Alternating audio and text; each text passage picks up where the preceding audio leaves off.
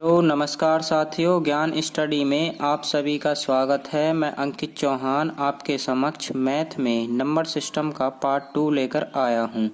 तो वीडियो को शुरू से अंत तक ज़रूर देखें और चैनल को सब्सक्राइब करना ना भूलें। शुरू करते हैं। विभक्त के नियम। 2 से विभक्त होने वाली संख्याओं के नियम। यदि किसी संख्या का इकाई अंक सम हो, जैसे 0, 2, 4, 6, तो वह संख्या 2 से पूर्णतया विभक्त होगी। फॉर एग्जाम्पल, 1,80,634 में इकाई अंक 4 है और 4 कैसी संख्या? एक सम संख्या है, तो यह 2 से पूर्णतया विभक्त होगी। दूसरी संख्या हमने ली 97,532, इसमें भी जो इसका इकाई अंक है वो सम संख्या है, तो यह भी 2 से पूर्णतः विभक्त होगी। तीसरी संख्या हमने ली 7,561 में जो इकाई का अंक है वो 1 है और एक कैसी संख्या है? विषम संख्या। तो जो भी संख्या यदि किसी संख्या का इकाई अंक विषम होगा तो वह संख्या 2 से पूर्णतः विभक्त नहीं होगी। 3 से विभक्त होने वाली संख्याओं के नियम।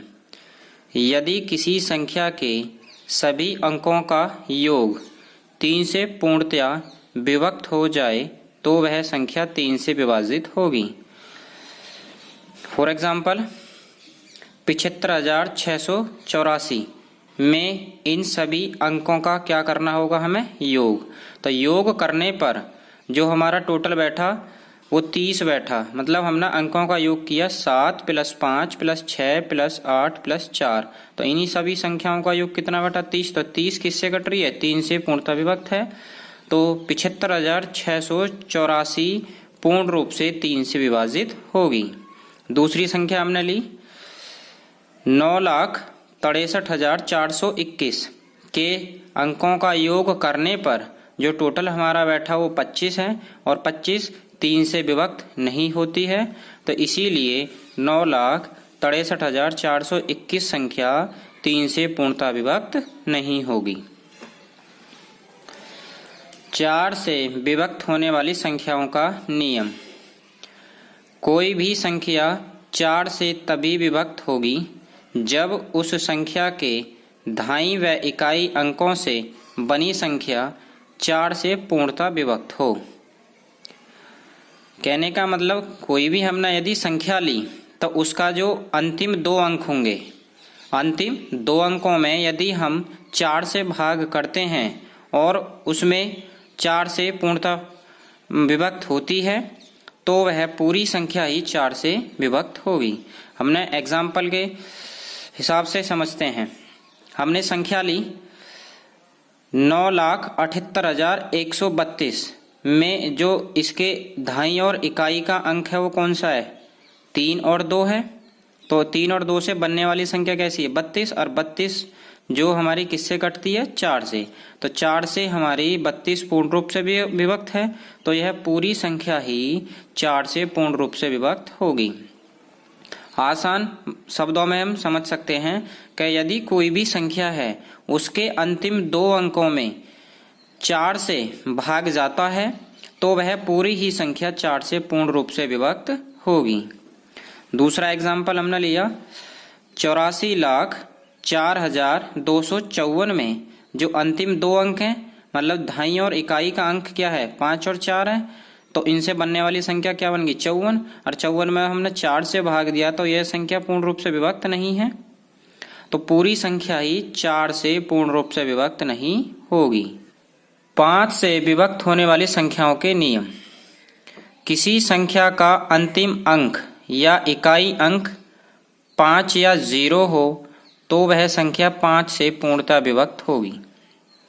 तो कोई भी अगर हम संख्या लेते हैं तो उसका जो इकाई अंक है या अंतिम अंक अगर 5 और 0 होता है तो वह पूरी संख्या ही 5 से पूर्णतः विभक्त होगी। तो हमने संख्या लिया 43,735 में इकाई अंक कितना है? 5 है, तो जब इसका इकाई अंक 5 है तो यह पूरी संख्या ही 5 से पूर्ण रूप से विभक्त होगी। ठीक है। ऐसा ही दूसरा ऑप्शन है 68,730 में इकाई अंक या अंतिम अंक कितना है, 0 है, तो यह संख्या भी 5 से पूर्ण रूप से विभक्त होगी। 7 से विभाजित होने वाली संख्याओं का नियम। यदि इकाई अंक को छोड़कर शेष बची संख्याओं में से इकाई अंक का 2 गुना घटा देने के बाद बची संख्या 7 से विभक्त हो तो वह पूरी संख्या ही 7 से पूर्णतः विभक्त होगी। For example 882। 882 में जो इसका इकाई अंक क्या है, हमारा 2 है। यदि हम इसको अलग करते हैं तो बाकी संख्या कितनी बचेगी, 88। तो 88 में से क्या करना है, हमें इकाई अंक का 2 गुना करने पर उसको घटाना है।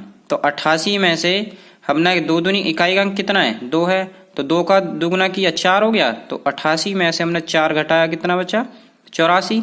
अब ये 84 में यदि हम 7 से भाग करते हैं तो कितनी बार गया, 12 सत्ते 84। तो यह संख्या जो 84 है वो 7 से पूर्ण रूप से कट रही है। तो पूरी संख्या ही 882 है, यह 7 से पूर्ण रूप से विभक्त होगी। दूसरी संख्या हमने ली 663। अब 663 में इकाई अंक कितना है, 3 है, तो इसको हमने अलग किया तो बाकी संख्या अब कितनी बची, 66। अब 66 में से क्या करना है, हमें इकाई अंक का 2 गुना घटाना है। तो इकाई अंक कितना है, 3 है, तो 3 का 2 गुना कितना हो गया, 6। अब 66 में से 6 घटाया, कितना बचा, 60। अब 60 में हमने 7 का भाग दिया तो 60 जो संख्या उस 7 से पूर्णतः कट नहीं रही है, तो पूरी संख्या ही 7 से पूर्ण रूप से विभक्त नहीं होगी। 8 से विभक्त होने वाली संख्याओं का नियम। दी गई संख्या 8 से तभी विभक्त होगी जब उसके सैकड़े, दहाई तथा इकाई अंकों से बनी संख्या 8 से पूर्णतः विभक्त होगी। आसान शब्दों में हम कह सकते हैं कि कोई भी संख्या है, यदि उसके अंतिम 3 अंकों में भाग देने पर, अंतिम 3 अंकों में यदि हम 8 से भाग देते हैं और वह संख्या पूर्णतः कटती है तो वह पूरी ही संख्या 8 से पूर्ण रूप से विभक्त होगी।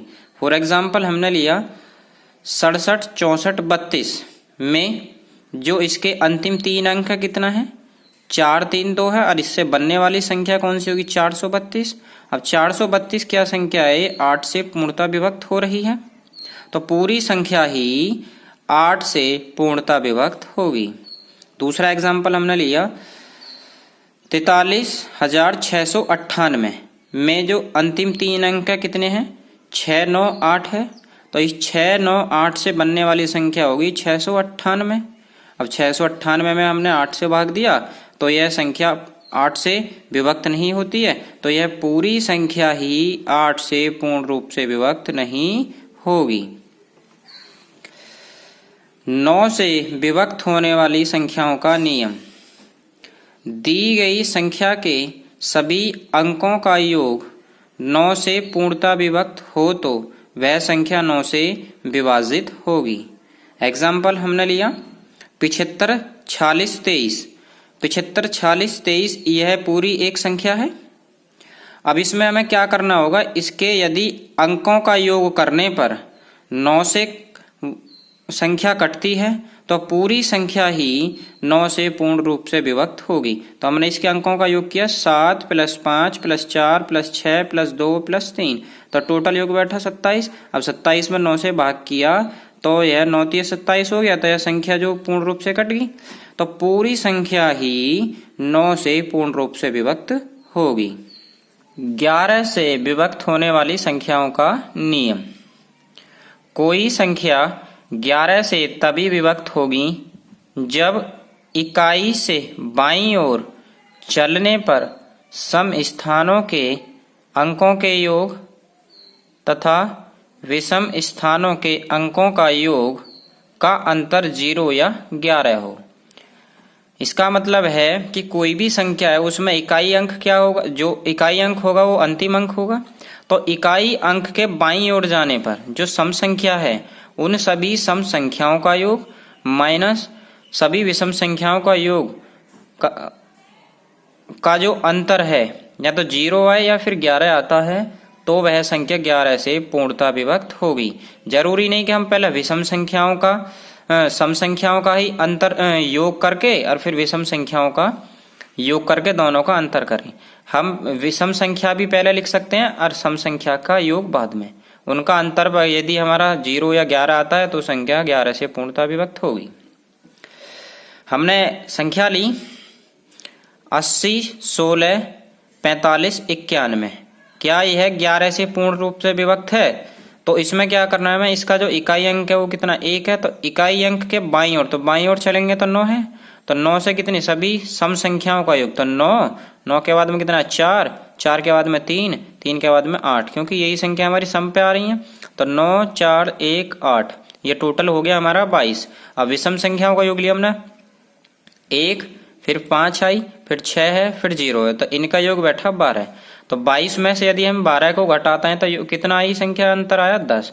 तो जब ये 10 ही हमारी संख्या 11 से पूर्ण रूप से विभक्त नहीं होती तो पूरी ही संख्या 11 से पूर्ण रूप से विभक्त नहीं होगी।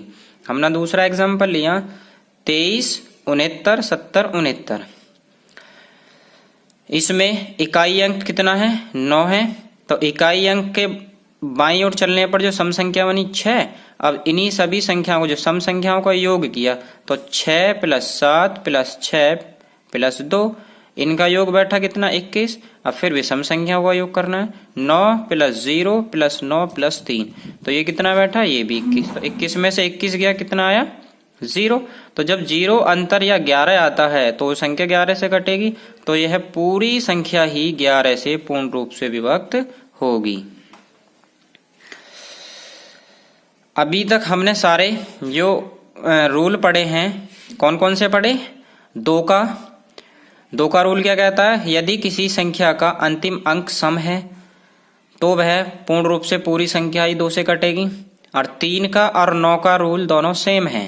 3 का और 9 का रूल क्या कहता है कि जो संख्या है यदि उसके अंकों का योग 9 से या 3 से विभाजित होता है तो वह पूरी संख्या ही 3 व 9 से पूर्ण रूप से विभक्त होगी। 4 का रूल हमारा क्या कहता है कि किसी भी संख्या के अंतिम 2 अंकों में 4 से भाग जाता है तो वह पूरी संख्या ही 4 से विभक्त होगी। 5 का रूल हमारा क्या कहता है कि यदि किसी संख्या का अंतिम अंक 0 या 5 होता है तो वह पूरी संख्या ही 5 से पूर्ण रूप से विभक्त होगी। 7 का रूल हमारा क्या कहता है कि जो संख्या है उसके इकाई अंक को छोड़कर बाकी जो संख्या बचेगी उसमें से इकाई अंक का 2 गुना करने पर घटने के बाद बनने वाली संख्या यदि 7 से विभक्त होती है तो वह पूर्ण रूप से पूरी संख्या ही 7 से विभक्त होगी।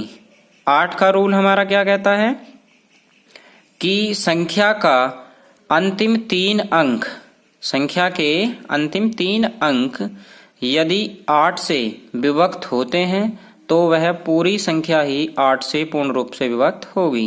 9 का रूल मैं आपको बता चुका हूँ।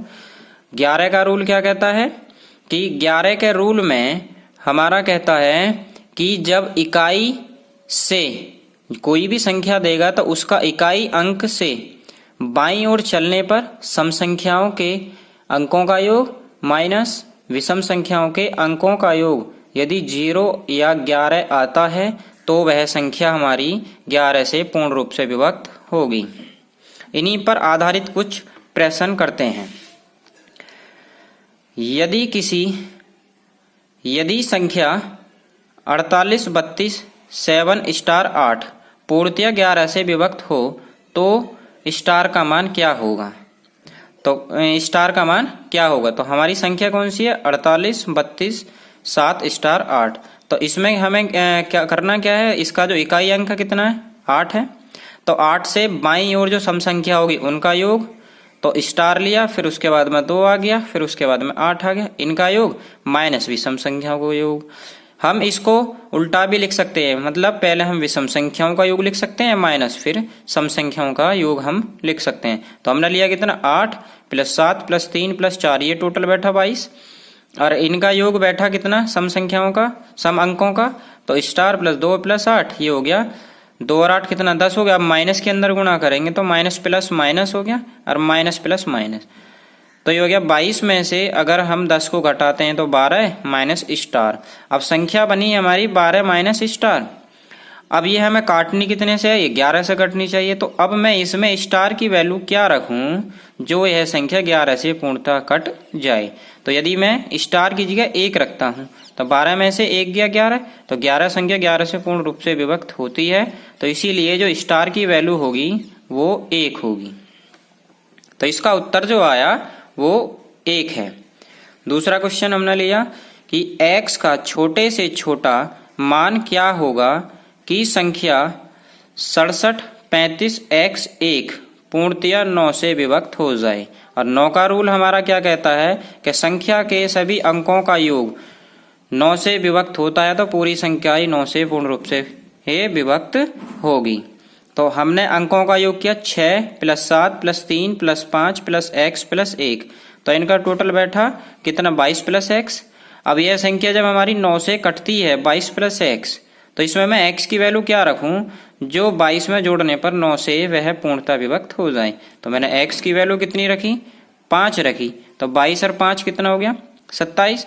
अब 27 कैसी संख्या 9 से पूर्ण से विभक्त होती है, तो इसीलिए जो x की वैल्यू हो गई वो x बराबर कितना हुआ 5 हुआ। हमने तीसरा एग्जाम्पल लिया कि निम्न में से कौन सी संख्या 24 से पूर्णतः विभक्त नहीं होगी। तो अभी तक हमने रूल ये पढ़े हैं 3 2 4 5 7 8 9 11 का, लेकिन 24 का रूल थोड़ी पढ़ा हमने। तो 24 को हमें क्या करना होगा इसके फैक्टर करने हैं। तो 24 के फैक्टर कर लिए हमने 8 3 24, तो 3 और कितना हो गया 8।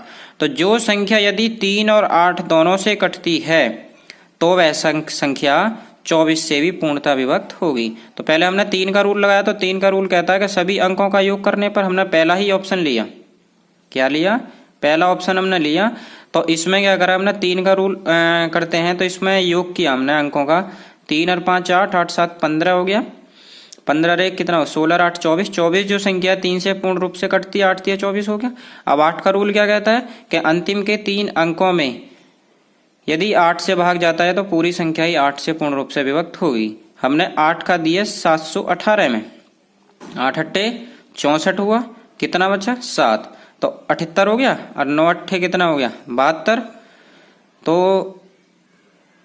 9 8 72 हुआ या 8 9 72 हो गया।